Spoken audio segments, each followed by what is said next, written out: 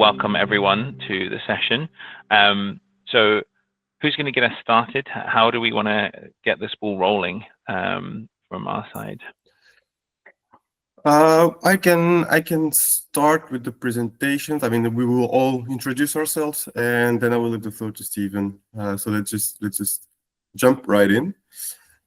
So we are 3 hosts today for you. Let's start with the right one since I started talking. I'm the head of machine learning in Devoteam G-Cloud Belgium. So I will actually talk at the end of the presentation to talk about some ADK custom agent related capabilities. And the first part will be for Stephen to cover. So please, Stephen, introduce yourself. Perfect. So yeah, my name's Stephen Evans. I look after our partner engineering or specialist team here in EMEA, and I work very closely with partners such as the pleasure I have to be with today, which is Devoteam, and helping accelerate their projects into production. Maybe I hand over to Pablo. Yeah, great. Thank you very much, Stephen. So I'm Pablo here, Head of AI Innovation UK. I also do a lot of work in Workspace across EMEA. And I'm here to demo and show you how exciting using AI in your day-to-day could look like, especially from a telco perspective. So I'm going to be a little bit more hands-on and show you the demo of Agentspace and how it could look for someone working in telco. So I'm going to hand back to you guys to do, oh no, sorry, to you, Stephen, sorry, to take us through the product. We can skip through the agenda. Let's get into the nitty-gritty. Fantastic, yeah.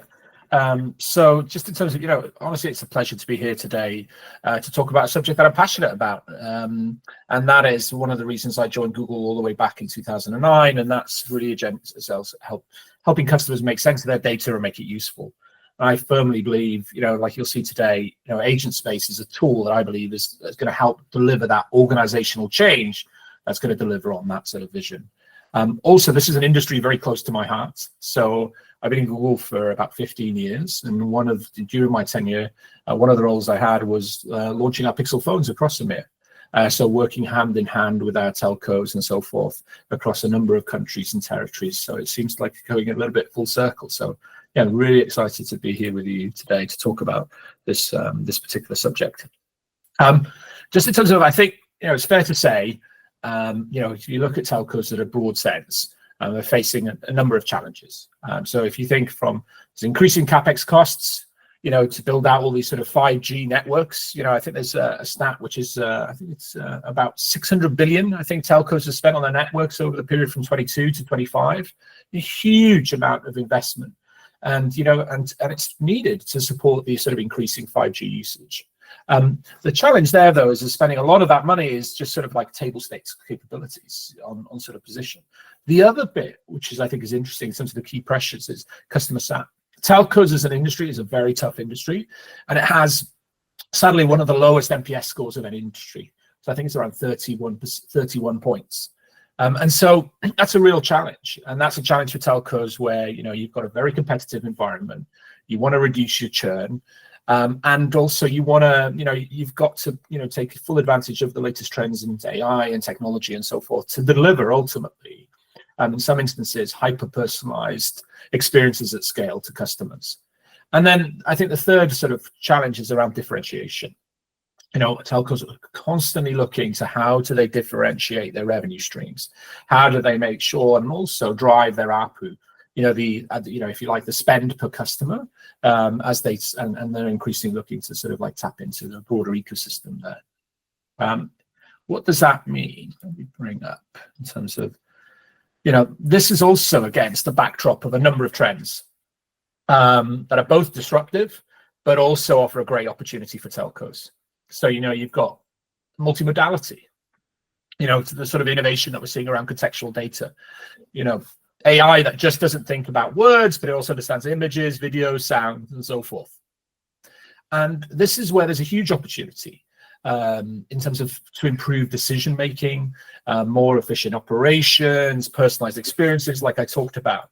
You can imagine a scenario where, the multimodal capabilities to improve like field technician efficiency, the time to repair, the deployment efficiency of site surveys and so forth. Again, providing like targeted product and services recommendations to given customers. Huge amount of opportunity there for telcos. And then also, if we sort of move on around terms of like, if you like, AI agents. We've I think probably telcos are probably the first adopters of chatbots, I think, in terms of and they're sort of, and now we're sort of moving to this sort of, if you like, this sort of multi-agent systems. And just think of these sort of AI assistants that can handle complex tasks on their own. Instead of just answering questions like chatbots, the sort of Q&A scenario is they could take action, like managing network outages, undertaking payment arrangements, for example, or negotiating even with suppliers.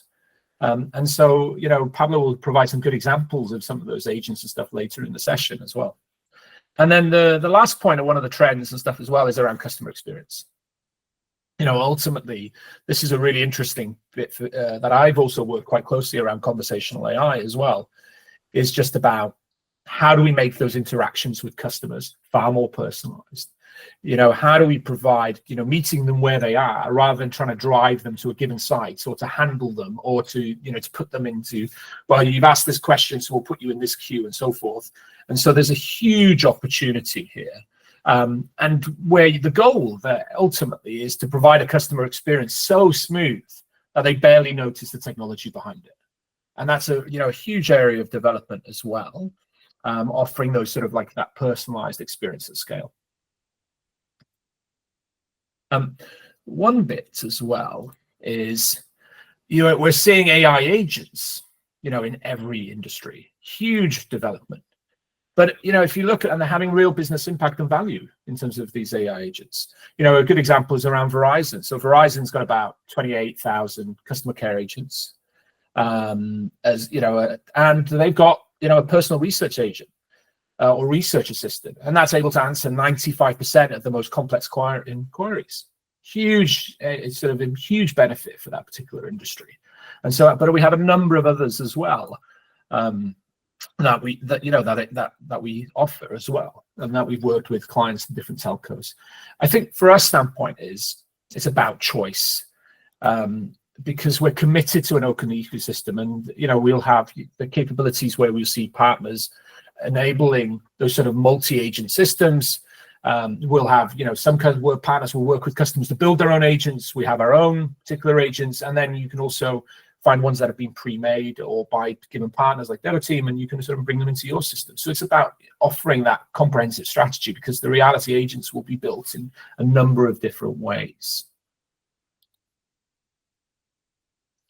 And this is the bit, is every aspect of any enterprise, be that telco and so forth, is going to see agents are going to be in every aspect of that. But the bit that's important to think about is what's the end user experience? And how do we make that experience unified and consistent so that the workforce or the people that are working in those organizations can understand and derive, discover them, understand them, and derive expected outcomes? And as our agents are increasing in sophistication and specialization and systems, we need a platform ultimately that's going to help orchestrate that so they can understand, make sure they get the value that they expect to get from it. And this is where, it comes to sort of Agentspace. And think of Agentspace as that sort of single secure platform to help build, manage, adopt agents at scale. And so it's helping unlock the true potential of both individuals, teams, or entire organizations. Today we're talking about telcos. And there's lots of ways we can deliver real business value. Because, for example, it can amplify individual impact, so helping employees, provide them with conversational AI experiences and pre-built agents. This will help them to find stuff very easily, generate content from their existing data, frees them up to focus on more strategic activities. It can also, in terms of expanding team expertise by helping, if you like, taking repetitive workflows that are often inconsistent and drain productivity. We can help automate those, building custom agents, or even using a no-code designer. This is not only saving time, but by automating repetitive processes, but just in terms of supporting critical business operations as well with consistency and precision. And then just also, just in terms of the final point, it's just helping us go faster. And that is all underpinned by having an enterprise-grade platform that, that puts security front and center, and it's secured by design using the Google Cloud Platform. So that it gives you, if you like, a safe agent execution environment that you need, that allows you to govern with confidence. So now let me hand you over to Pablo, who's going to walk you through an agent that Devoteam's developed that will help transform your operations from a telco operation standpoint, and available through Agentspace. So on that note, over to you, Pablo. Great, thank you very much. So I'm going to steal the screen sharing as well and show you a little bit more on the actual product. I'll just give you a very quick high level of the actual product. Hands up in the call with the emojis at the bottom, just a thumbs up on the emojis if you've seen Agentspace before. Very curious to see how many people have seen it before while I get my screen ready. Just one or two. Okay, interesting. In that case, I am going to give you a little bit of an overview. So here you have the landing page for Agentspace. So Agentspace is a totally separate product to Google Workspace or any of the other SaaS applications. It is independently set up and can integrate into services like SharePoint, Outlook, Jira, Confluence. So imagine you have an LLM chatbot that has access to the services that this user has access to, Jira, mailboxes, and things like that. So you can ask questions about content that is in your data, that in your account, without having to give it that context, which is great, because if you ask it a contextual question, it's going to go and have a look maybe in your emails, in your SharePoint, and have a look at the relevant content. So that's what Agentspace is in a nutshell. You've got some nice areas here that I can show you just really quickly before we deep dive into the demo. So this is your default area you can chat with, and then we'll go into that in just a second. I'll come back to it. And you can also take a look at the agents you have. So you have three types of agents. You have made by Google agents, which are ADK agents we can deploy, which Kais will cover in just a second, and our user agents. So each user can make their own agents here. Now, I'm going to go back into the demo part here. Remember that this is this service is isolated and is totally managed by you in your hosted GCP environment. So you can dictate what data. So in this example, we've got lots of connectors here. We've got my calendar, so it's going to be able to go and look through my calendar. It's got Confluence. It's got the Devoteam website. So it might have your telco website, for example. It's got Google Drive. You could do SharePoint, for example. It's got GitHub groups, Jira, Mail, Notion people, and Slack in here. So you've got lots of connectors here. It's going to use them all to access the data it needs to find out what we are doing. So in this example, I'm going to be a manager for some of the engineers that look for issues. And I had got wind of an alert for an issue with one of our routers. Now, I would normally go through and troll through logs and alerts and emails to find out if we had anything. So what I'm going to do here, you'll notice today I'm going to paste. My spelling is terrible, so please don't judge me for pasting my prompts. But in here, I'm literally going to ask, can you review if there's any issues with the Nokia 7750 router from this month? Please look for any alerts. I haven't told it where to look. Is it looking in Jira? Is it looking in ServiceNow? Is it looking in my mailbox? It's going to proactively look at all of them, understand what I'm asking for, and then bring that up. So this is 2.5 Pro, so with the latest model from Gemini, and it's going to go through and actually understand the context of my question. It also understands my role, which is really important. If I go up here, I can put in personalization, and I can give it my role, who I am, and so it has that context. It knows I'm a manager. It knows what I'm looking for. Is high level. It's not going to go into too much detail. And look, there it is. It's found it. So I actually do have an email, and it shows me the email. I can click that. It'll open up in my mailbox, and it says, look, the Nokia 7750 has had some prompted incidents, and you have a brief here of what the incident is. Great. So I'm not a technical person. I'm a manager for some technical people, but I actually don't know what that router looks like.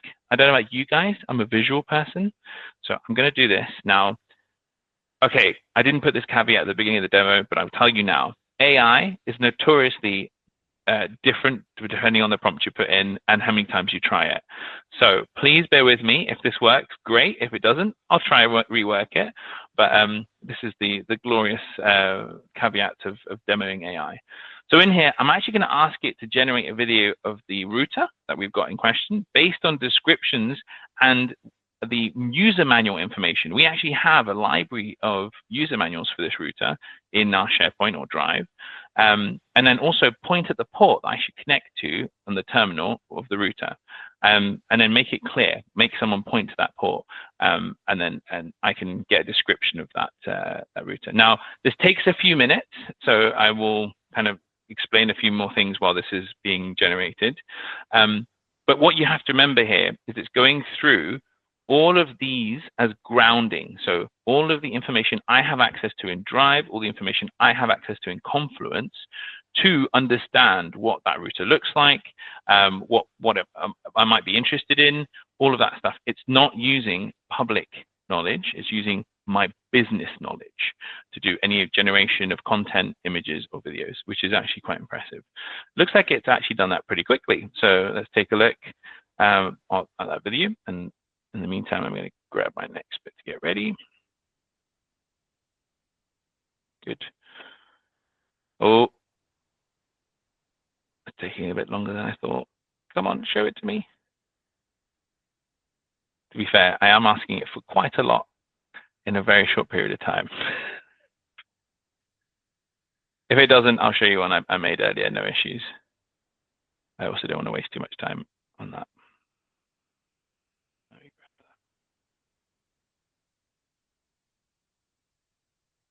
Okay, I'll grab this one real quick.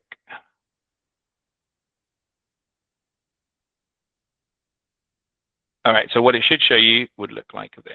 And you should see here the generated video, and you should be able to hear it if I click. Here is the port you are going to want to connect to. Great. Perfect. I'm going to actually go back to the original. It did actually generate, apologies. So it's very similar, not always exactly the same, but you can see it generated that video. So this is great. As me, as someone who wants context, I now understand, I've got the visual, understand the router. Maybe I really want to quickly understand a bit more of what could have possibly gone wrong before I start escalating this. So I'm going to ask it to summarize the top 3 causes for this device and say, okay, we've got the device, we know what device it is, we know what's going wrong because the alert told us. So before I go and escalate, maybe this is something that's common. Let's go and find out what the causes of that is. What it's doing is it's going through all the manuals, all of our internal Confluence wikis to understand if other engineers put in, sometimes this one needs a kick on the side and it starts working. And then actually it's gone through and given me that context. So this is absolutely great. So first, what I should do, so common failure causes and what the next step should be. This is great. So what I didn't do, I've just remembered, I haven't checked if anyone's already actioned that incident. So what I'm going to do here is I'm going to ask, can you go and check if there's been any meeting transcripts or content that this has already been reviewed? So in here is literally just going to say, has this incident already been recorded or discussed before I start raising alarms? So I'm going to go through and check that. And what it's going to do, it's going to check my calendar. It's going to check all the documents I have shared with me. So if someone shared a transcript with me middle of the night and I didn't see it, and it's going to go grab that. And it says, yes, it has been. It was mentioned earlier in the conversation of the major incident on September. The transcript of that discussion was recorded and is available. I can provide a link if you need it. Perfect. So let's just do that. It didn't come back with as much as I wanted. So can you provide a high-level summary of that meeting? So let's see what they discussed. Good, and let's do that. Should give me that. Great, so that transcript, just so you guys know, and I can show you what that transcript looks like, if you bear with me. There it is. So while it's doing that, this is the actual document. This is a transcript. This is 40 pages of conversation between 2 engineers deciding what should happen next. I'm not going to read 40 pages of transcript. What I want to do is just get the understanding. So it's literally just summarized that transcript. and it said the incident overview is this, the root cause, what the team have said. The discussion went beyond the immediate fix and looking at a strategy on how to shift to a more intelligent, proactive way of working, which is great. So for me, that's very clear. So the 2 engineers are on it, and I know that they are aware of it. Just so I understand, maybe I don't know the technicals, I'm going to ask for the sentiment. I love this question. What is the sentiment of the meeting that was held about the incident? Do the people in the meeting have a sense of urgency? And how many people were in the call? Was the on-site engineer called Sean Marsden in the call or mentioned? So now I want to understand and make sure the right people are aware. So they had the meeting. I want to understand if it's how urgent it is and if I need to inform the on-site manager. Now, if I had my people connector, which you can have as well, I could just say, was the on-site manager informed? As long as that on-site manager is listed somewhere in my Confluence or my materials, I wouldn't even have to say who it is. I would just say, can you inform the on-site manager about this? So here we go. It says, the meeting was urgent. There was a sense of clear, there was a sense of urgency among the participants. The incident wasn't just a failure to be fixed. There we go. And it says Jill was in there, Bob, Joe, and Sarah, but Sean was not mentioned in here. Okay, Sean is the on-site manager. I need to make sure he's aware. So what I'm going to do is I'm going to send an image to, I'm going to send an email, to Sean. So I'm going to ask, can you please send Sean Marsden the information by email, including the critical details from the transcript. Now, notice I've not told it to use Gmail. I've not told it to what connector. I've not told it nothing. I've just said, can you please send Sean, I haven't given the email address, send Sean an email about this. It's now going to collect all of the information we've got about the incident, and it's going to draft an email to him without leaving this UI. Great, so there we go. And all I need to do now is hit send. It's got all of the content that we've got in here. It's given it's created a subject, and I can hit send, and that's it. It's gone. So this is great. The last thing I'm going to do here is I'm going to create a Jira issue. I feel like, you know what, this needs to be recorded, and we need to make sure that everyone is aware, and the Jira board is how we do that. So I'm going to say, please create a Jira issue. The alert received by email, create the issue description that includes the likely cause, the top 3 causes of the failure, and assign it to me and put it in the right board. Make sure it's clear as an urgent issue. Again, I've not told it where it needs to go or what service. I've not selected a service from any of these buttons.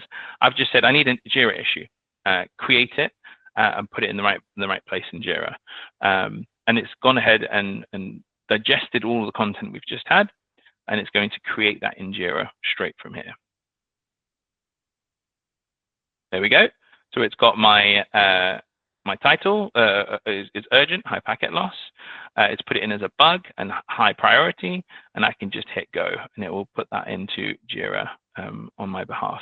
I have not moved away from this chat, this conversation. I've done my entire flow. I've understood if there's an alert. I've understood what the issue is.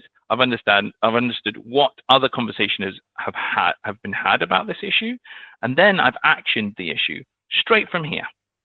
So I can do all of that because all the information from different areas are collected into one conversation, and AI has brought and surfaced the right information to me as it's been relevant. So I think this is quite an impressive feat to do without having to leave one screen. Remember, this is also, you'll be able to access this through the mobile UI if you wanted to. If you've got an engineer that needs to understand what's going on, or if other engineers have had issues like this, you can use AI to surface that as well, which is extremely useful. Good. I'm just going to check how we're doing on time, and then get told off for taking too long. So yeah, by all means, guys and team, let me know if I need to move on, but I'm just going to wrap up real quick for another 1 or 2 minutes. So one of the things I quite like to draw your attention on is the agents here. So we have some of the made by Google agents, and I actually want to highlight one of these. So if you're a telco engineer and you've just started your job and you want to understand all the caveats and the nuances of what this telco company needs, you need to know when you start this technical job, I could just put in a quick prompt into here saying, I have just started here at this telco company. What important info should I know? I'm going to hit go, but usually this takes a while. So I'm going to, very much like a Blue Peter, I'm going to go, here's one I made earlier. So while that runs in the background, a finished product would look like this. Let's see if it brings out, there we go. And I did exactly the same question. I'm new at this telco company. It's going to use deep research, but ground itself on the sources of data within your business to be able to answer this question. So it's gone through and decided it's going to research all the wikis, internal knowledge bases, so that this person can have a final report on, well, you need to make sure that your router network fundamentals are up to scratch with port forwarding. You need to do, the default route for our business is 000. That's a weird one, but fine. And also, I think if you notice here, let's see, we can find it. All of this information is great. Right at the bottom here, if we get to it, wow, this is a really long report. So if you're anything like me, I don't like to sit and read a lot. So it will also create an audio overview, especially if you're an engineer going on site. Hey, welcome to the team. Glad you're here. I know starting out in tech support can feel like drinking from a fire hose. So let me give you the quick and dirty on what you'll be dealing with day to day. Think of a So, and that's that context and all that information is actually coming from our Confluence. So if I show you, for example, here, here's the Confluence page of where new engineers should be taking on these rules of engagement. So actually that deep research is pulled out information from user manuals, from wikis, from everything else to give this user exactly what they need. So that's an agent there. We can then create a, I'm not going to go into too much detail here because I'm going to steal Case's the spotlight. We can go into the custom agents here as well, which is critical. So with a custom agent, I can automate the process I just did. So for example, if I create an agent Sorry, here, Pablo, you're still showing Confluence. Oh, no. Thank you very much. I do this all the time. Thank you very much. Clearly not enough coffee. So if I've got my custom agents down here, there we go. I went to the agent screen. And in here, I can click create an agent, which is exciting. So that whole process I showed about finding an issue with a router, I could create an agent that takes me through that process step by step and actually proactively gives me information already before I've even asked for it, which is actually what we want, right? So I could say, let's make this agent a telco alert responder. Let's do that, and then your goal, take an engineer through the urgent process. There we go. So good, take an engineer through the alert. Now, I don't actually have to put too much detail in here about what that process is because I've got it in Confluence. And it's going to know to do, what incident is needed. So here you go. This is our Confluence page. So what to do in an incident, what information to obtain, what the root cause analysis process is. All of that stuff is in here. So it does have access to that. And if I look at the data sources, I can make sure that those include Confluence, my mail, Jira, Drive, maybe the website as well if I wanted to, and people. Let's add Slack, why not? Go for it and put these in too. Now I've said this agent can go to these sources to make sure it gets that information. I'm actually just going to put in here a quick prompt I've already made to make this quicker.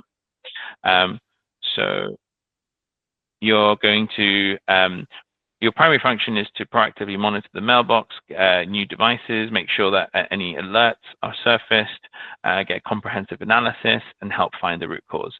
I'm just going to click the help me write. So we're going to use AI to make that more instructional for this to be a bit more efficient. There we go. Look at that. It's just rewritten it into steps, which is lovely.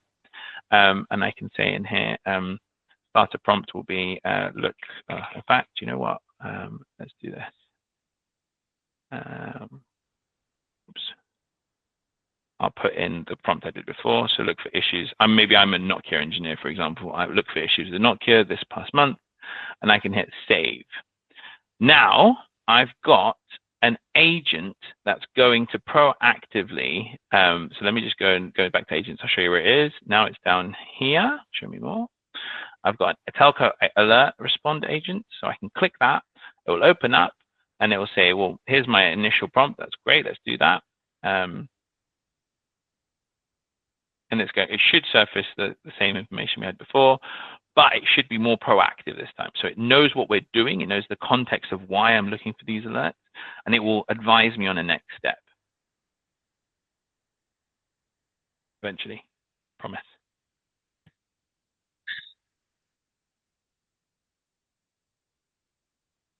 So one thing I will, and then this is where Kais is going to come in a bit later, these UI agents must be prompted and started by a user. So you kind of use this as a kind of a helper in a process, but the UI agents still need that human to take it through that process. It's already skipped a load of steps. This is brilliant. So it has not only found the alert, it's found who the on-site manager is, made sure that they're aware. It's done all of the process. It skipped all those steps I did earlier, and it's gone straight into alerting Sean, the site manager, and making sure that he's aware and what the causal causes are.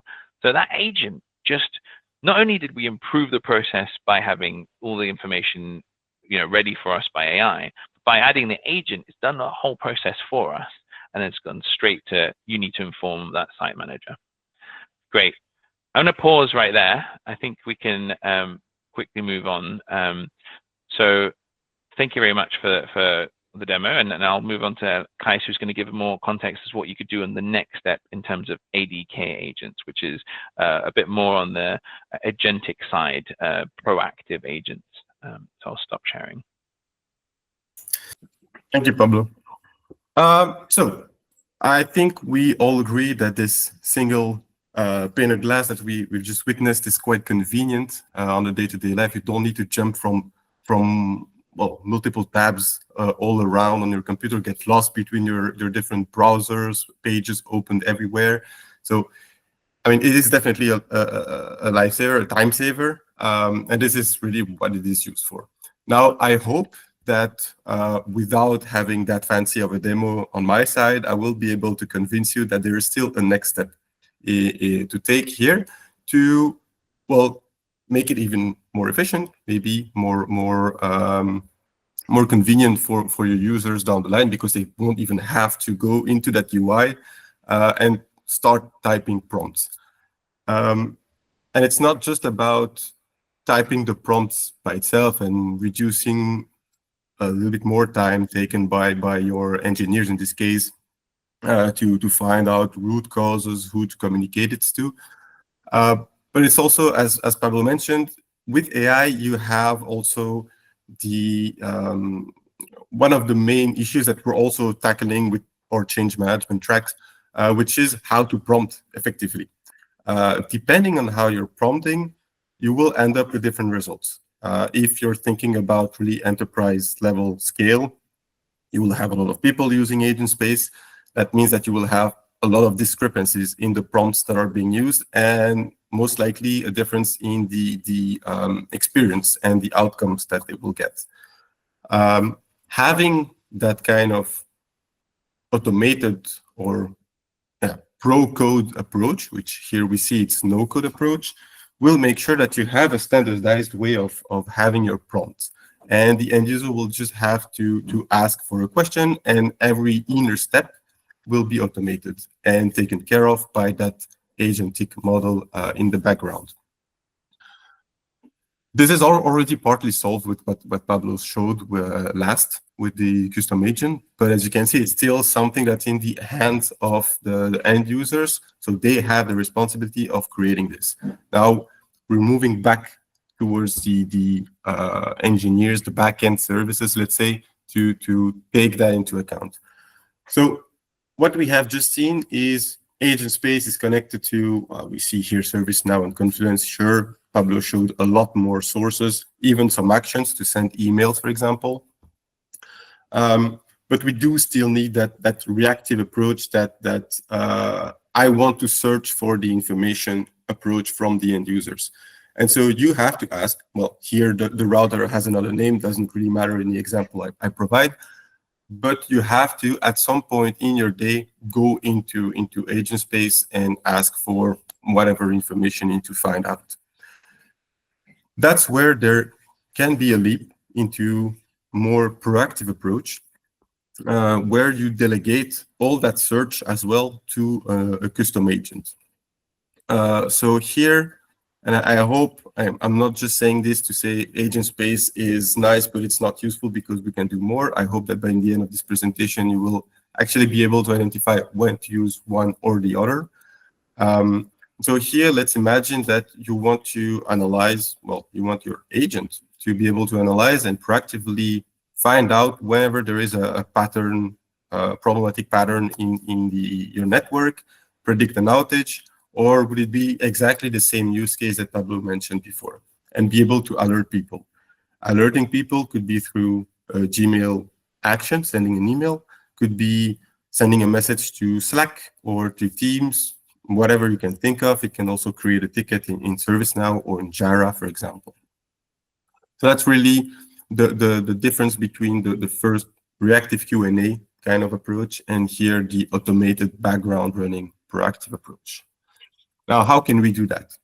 Well, Pablo mentioned ADK, so Agent Development Kit. That's exactly what we are using. So remember, this is a pro code. So we're going back to the IDE, the nerds having to develop the solutions as I love them personally. Now, what does that mean concretely speaking? It is basically allowing you to define whatever you want to do, really. Now, in a bit more details, you can connect to any API, virtually speaking. You just have to configure it. You can also leverage, of course, the out-of-the-box connectors and actions that were shown by Pablo. That's kind of the point. If you have to rebuild that completely, it goes against the point of making your life easier, of course. And one big piece that has a lot of importance in my eyes is that you can actually implement custom logic. Agentspace will, as we've seen, will be able to act differently depending on what you are prompting, right? But you can also imagine that you have some, let's say, if-else conditions to implement as part of something, and you don't want your end users to always have to provide that kind of conditions in every prompt that they're making.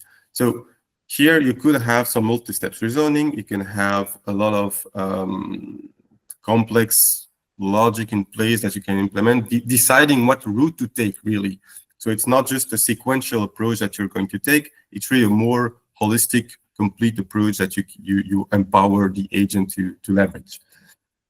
So instead of just having the retrieval process automation, you also are able to, well, send out the emails automatically, but also much more than this. And that's also where the actions come into play. So because you can connect to any API to pull data, well, you're also able to connect to an API to send out data. That's kind of the gist of it.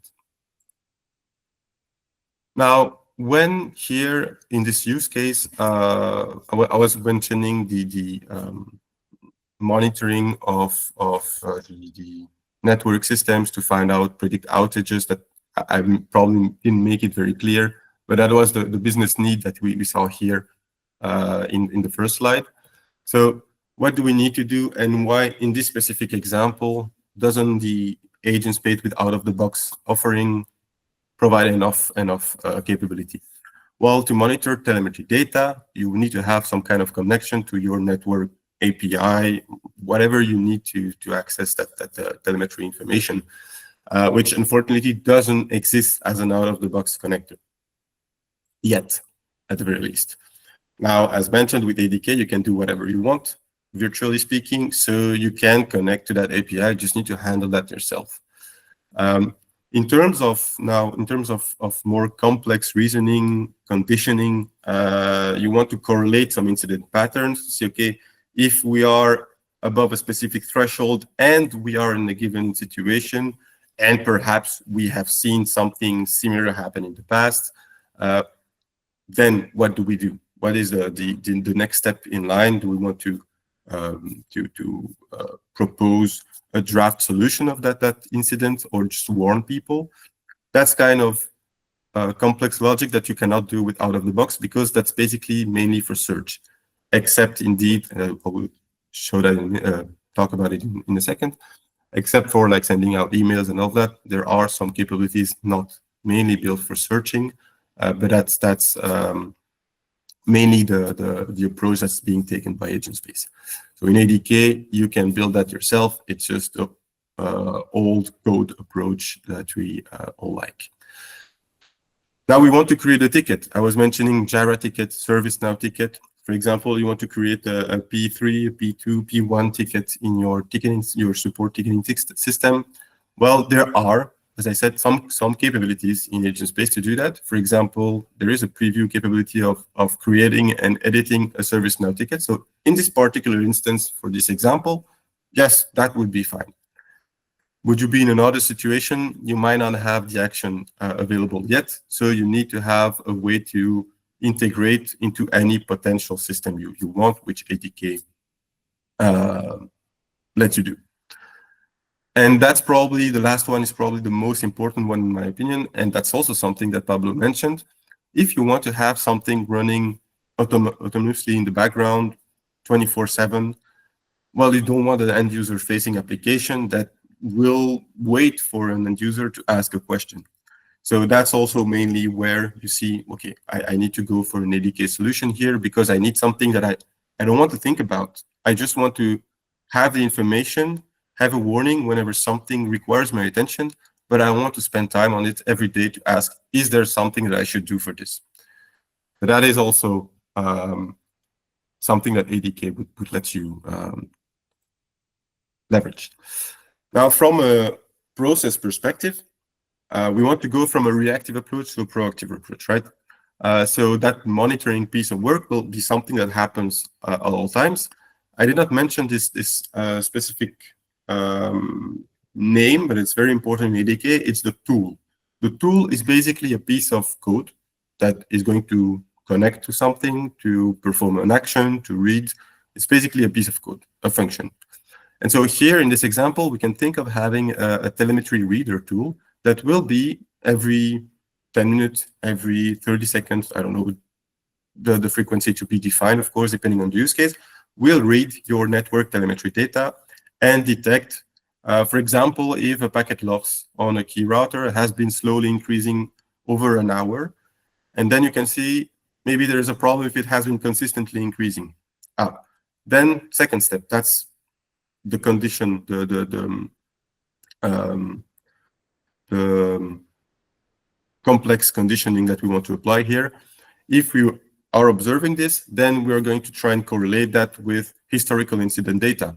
And that could be something that's part of an out-of-the-box connector of ServiceNow, for example. We see, okay, has this pattern that's a bit troubling for now, has this led to something that was quite a big issue in the past? And then you get to have yet another piece of conditions in place. Okay, now that we've seen that, we have multiple levels of conditions, of events that have happened. What do we do with it? So you have the agent's core logic here is to decide, now that we know we are in case A, B, C, D, what is the next step? The next step is to act, right?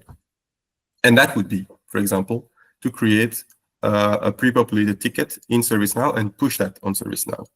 You could then also notify the on-call engineer or the manager to, well, first thing, of course, make them aware that there might be an issue, but also that they can review and confirm or validate this draft ticket.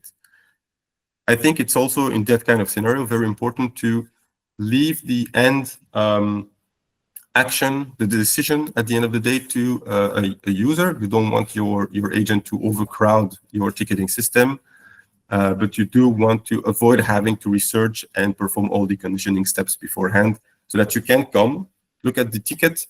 It has all the information. For example, what Pablo showed in the email, that's typically something we could have in the ticket. Okay, we're in this situation. We have observed this in the past. This is the suggested next step approach to fix this, and it's not even fixing it. It's really preventing it from happening in the first place. So that's why we're also calling this a proactive approach, because instead of waiting for something wrong to happen, having to go through your emails to see, there has been an outage, then looking back into your manuals, what is the typical way forward here to fix that issue? Your agent will be able to let you know, be careful, there might be something coming up your way, a big issue that might unravel tomorrow in the next couple of days. Here are the necessary 3-4 steps to prevent this from happening. And so you can really go from a mean time to a resolution to more a mean time to prevent an issue. So of course, that will lead to less cost, less frustration from your end users down the line, and every potential benefit you can think of.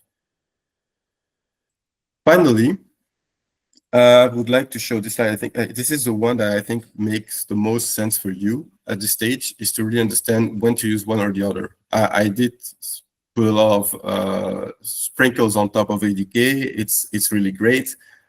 It's not always necessary. Yeah? So if your primary goal is really to discover data, to synthesize, to make sure you are always in control of the flow as an end user, and are able to pick up, leave your conversation and pick that up later on, out-of-the-box connectors is fine. There are some services that are covered. We'll talk about that later, but if you have a connection that Google provides out of the box, you don't need to reinvent the wheel and create a connection for yourself. Might as well leverage that. Something that is really interesting and that Pablo didn't mention, I believe, is the ACL management. So ACL is access control list, basically your configuration of who can see what. That is something that's automatically handled by the out-of-box connectors. So that, yes, you have that single pane of glass where you can access every data. It doesn't mean that you can access data that only your manager could see. No. Because you have a license, it knows who you are, it knows what data you can access. And it's not like it's going to redact in the generation of the answer. It's not like it's going to redact what you cannot see. It's just not going to ground it on what you cannot see. It's really only taking the data you could see and saves you the time from looking left and right to find the correct information. So after all, the idea is indeed to unify all of your sources back to one single place. If really you tick these boxes, you go for an out-of-the-box solution, that's perfect, that's quickly set up, and that's quite convenient and quite straightforward to use. Now, if you need something, well, first thing first, of course, you have a connection to make that isn't unfortunately supported by the out-of-the-box offering. Well, you will need to do a custom agent or a custom connector that you can integrate together. If you don't have a specific flow to go through, you might need a more dynamic approach to the decision-making process. That's also something you can definitely code using your agentic approach with ADK. And also, if you need to execute actions, as I mentioned, there are some that are available with the out-of-the-box offering, but quite limited. So if you need to execute actions, typically this is something that's quite a good indicator of having to use ADK.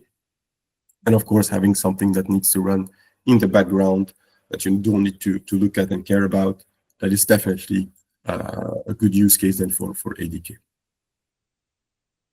Now, I am already done with ADK, so no demo as I mentioned, but it's not the end of today's session just yet.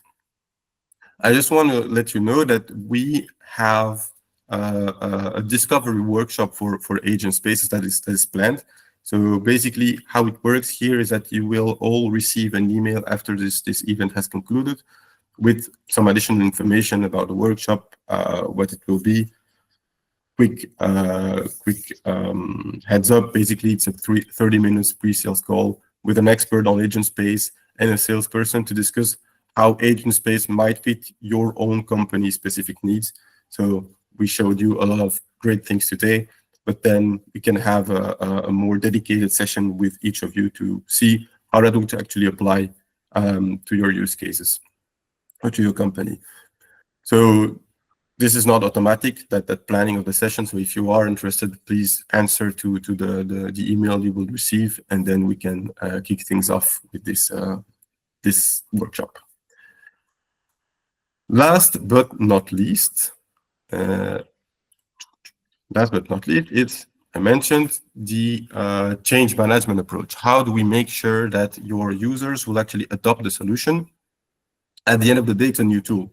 So there has to be some training, some adoption strategy to put in place here to make sure that, one, you don't face too much change resistance, of course. We don't like to change generally as humans, but also that you can leverage the solution as much as possible, that you're not using it, let's say, in a half-baked way. You are exactly taking advantage of what it can bring. So first, we always start with a security approach. So basically, our AI experts will come with you, discuss what are the more low-level security networking features that you can put in place, how complete it is at the end of the day, and make sure that it's compliant with any kind of security control you have in place in your own company. Then, well, we work on the integration. So that means that there's a technical integration that is prior to this, of course, setting up Agentspace, the out-of-the-box connections, etc. But also making sure that we define the different user personas in your company. Who are the typical types of users that will need to use Agentspace? And then that will basically help us also in defining the training path for the change management track.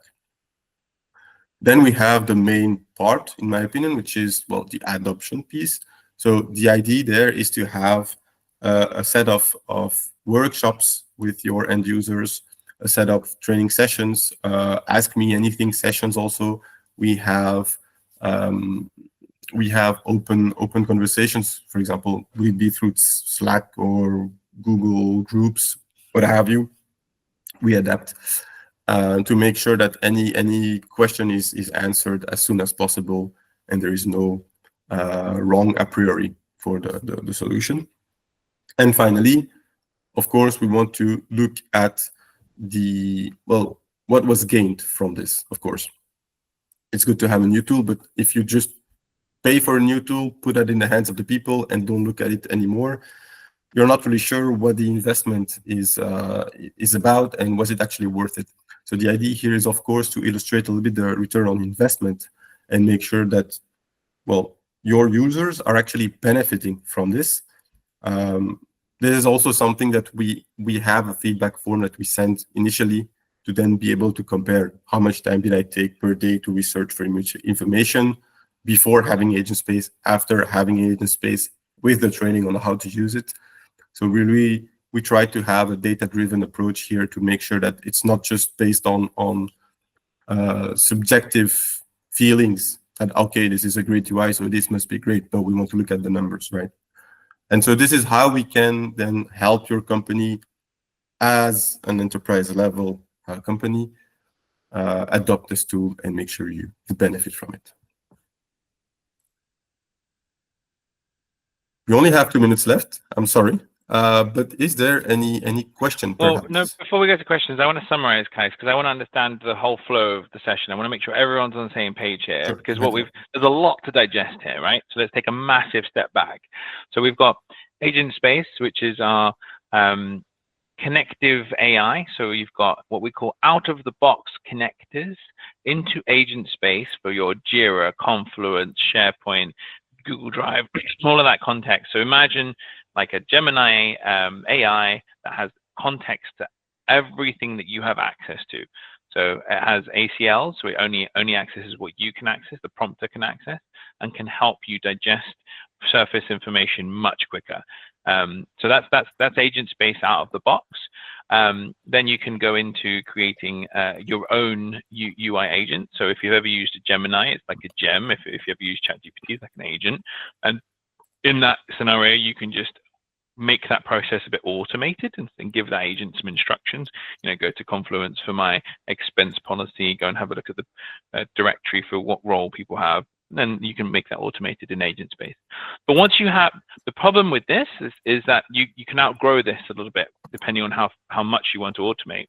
So Agentspace is always going to need a human to start that conversation or to give it context to complete that task in Agentspace, regardless of the connectors, regardless as to the simple UIs, agents that you've made. So the next step is to totally mitigate the need to go to the Agentspace UI. And that's where Kaisers come in with ADK agents. ADK agents, they really come to play when you have automated proactive. So for example, I shouldn't have had to go and ask what alerts were there.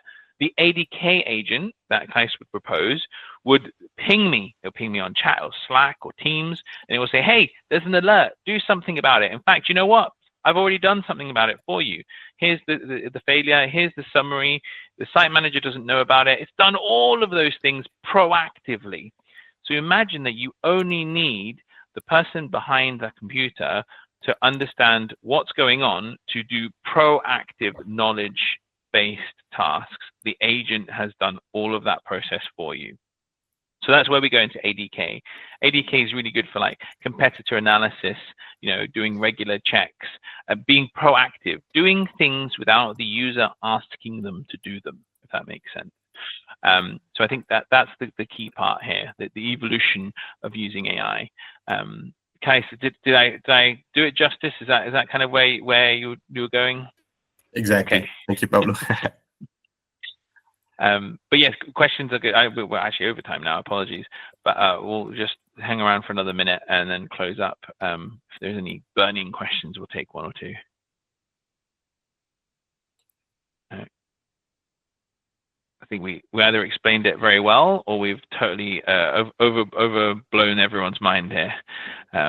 I think the key is to get your hands on it, get trying it, get a personal discovery session to understand how it would apply for your business.